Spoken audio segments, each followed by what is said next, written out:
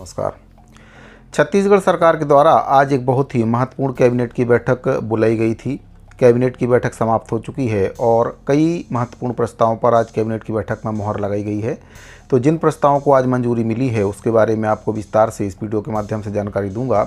जानकारी बताने से पहले आपसे निवेदन है कि पहली बार अगर चैनल पर आए हैं तो चैनल को सब्सक्राइब जरूर करें। तो साथियों, आज मुख्यमंत्री विष्णुदेव साय जी की अध्यक्षता में मंत्रालय महानदी भवन में कैबिनेट की बैठक आयोजित की गई थी, जिसमें कई महत्वपूर्ण प्रस्तावों को मंजूरी दी गई है। इसमें पहला जो प्रस्ताव है, मंत्रिपरिषद के द्वारा भारत सरकार के खान मंत्रालय के नवीन दिशा निर्देशों और प्रधानमंत्री खनिज क्षेत्र कल्याण योजना 2024 के संशोधित गाइडलाइंस के अनुसार छत्तीसगढ़ जिला खनिज संस्थान न्यास नियम 2015 में आवश्यक संशोधन किए जाने का निर्णय लिया गया है।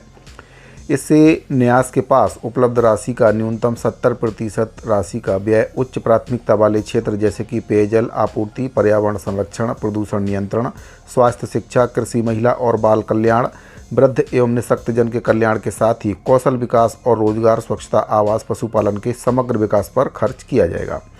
मंत्रिपरिषद के द्वारा साधारण रेत के उत्खनन और परिवहन पर प्रभावी नियंत्रण और रेत के उत्खनन एवं नियमन में पारदर्शिता लाने के उद्देश्य से छत्तीसगढ़ गौड़ खनिज साधारण रेत उत्खनन और व्यवसाय नियम 2019 और छत्तीसगढ़ गौड़ खनिज साधारण रेत उत्खनन और व्यवसाय अनुसूचित क्षेत्र हेतु नियम 2023 को निरस्त करते हुए नवीन नियम छत्तीसगढ़ गौड़ खनिज साधारण रेत उत्खनन और व्यवसाय नियम 2025 का अनुमोदन किया गया है। इससे रेत के अवैध उत्खनन और परिवहन को रोकने के लिए कड़े कदम उठाए जाएंगे, जिससे कि आम जनता को उचित दरों पर रेत उपलब्ध हो सके। इसके साथ ही रेत उत्खनन में पर्यावरण और सुरक्षा मानकों का सख्ती से पालन सुनिश्चित किया जाएगा। प्रस्तावित नियमों में रेत खदान आवंटन की कार्यवाही इलेक्ट्रॉनिक नीलामी के माध्यम से की जाएगी। इससे राजस्व में भी वृद्धि होगी।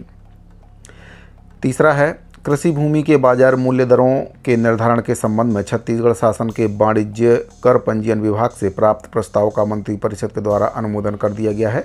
इसके तहत अब ग्रामीण कृषि भूमि के बाजार मूल्य की गणना के लिए 500 वर्ग मीटर तक के भूखंड की दर को समाप्त करते हुए संपूर्ण रकबा की गणना हेक्टेयर दर से की जाएगी।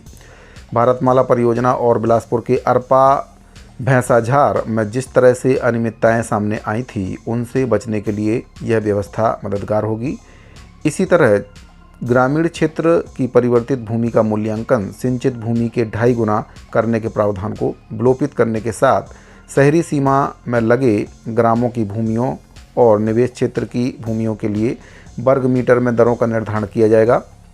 मंत्रिपरिषद की बैठक में छत्तीसगढ़ स्टेट क्रिकेट संघ को नवा रायपुर अटल नगर के सेक्टर 3 ग्राम परसदा में क्रिकेट अकादमी की स्थापना के लिए 7.96 एकड़ भूमि आवंटित किए जाने के प्रस्ताव को स्वीकृति दे दी गई है।